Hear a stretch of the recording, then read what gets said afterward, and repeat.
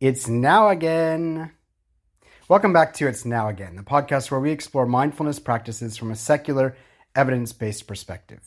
I'm your host, Jeremy West, and today we're diving into a topic that fuels all of our endeavors: motivation. Whether it's getting out of bed in the morning, sticking to a new habit, or just staying present throughout the day, motivation is what drives us. But as you might have guessed, mindfulness has a lot to say about how we approach and sustain motivation. So let's get started. Motivation is often thought of as the spark that gets us going, the driving force behind our actions. It's what propels us to set goals, strive for something more, and push through challenges. But it's not just a one-time burst of energy. True motivation is something deeper. It's about connecting with our inner values, our sense of purpose, and using that connection to fuel our actions in a sustained and meaningful way. Many of us have experienced bursts of motivation that quickly fizzle out. I know I have. This is where mindfulness comes in. By bringing a mindful awareness to our motivation, we can tap into a deeper, more consistent source of energy that aligns with our true values. Instead of motivating yourself to exercise because you feel you should, or because of societal pressure, what if you focused on how exercise connects you to your value of health, vitality, or even self-compassion? When we align our motivation with these deeper values, we find that our actions become more purposeful, more fulfilling, and more sustainable. Another key aspect of mindful motivation is the role of intention. Setting a clear intention can serve as a guiding light, keeping you on track when the going gets tough. Now, I'd like to share a unique way that I approach setting intentions, which I've found to be incredibly powerful. Rather than simply stating your intention, I encourage you to frame it as a question. How many more ways can I continue to intention even more? This method is effective because our minds naturally seek answers to questions, while in contrast, we can much more easily ignore statements.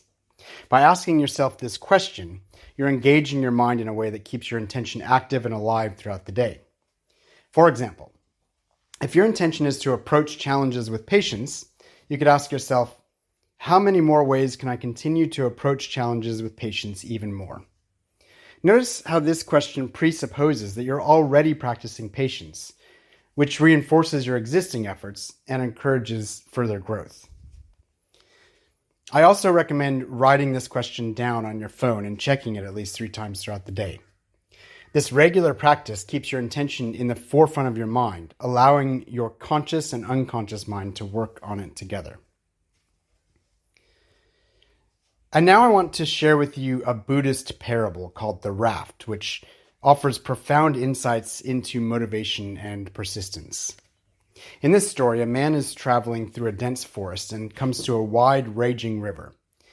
He needs to get to the other side, but there's no bridge, and the waters are treacherous, so he builds a raft out of logs, branches, and vines, and after much effort, he manages to paddle himself across to the safety of the far shore.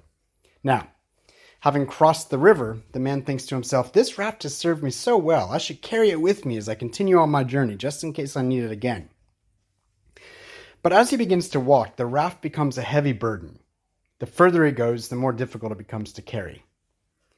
The lesson here is that while the raft was essential for crossing the river, it's no longer needed once the crossing is complete. If the man clings to the raft, it'll only weigh him down and hinder his journey. This parable teaches us about the importance of knowing when to let go. Motivation and persistence are like the raft. They help us overcome challenges and reach our goals. But sometimes, holding on to the same methods, beliefs, or motivations can become a burden. Mindfulness helps us recognize when it's time to adapt, change our approach, or let go of things that no longer serve us. Here are a few practical tips. The daily intention setting. Start your day by setting an intention using the question method I mentioned earlier. This will ground your motivation in something meaningful and keep it active throughout the day.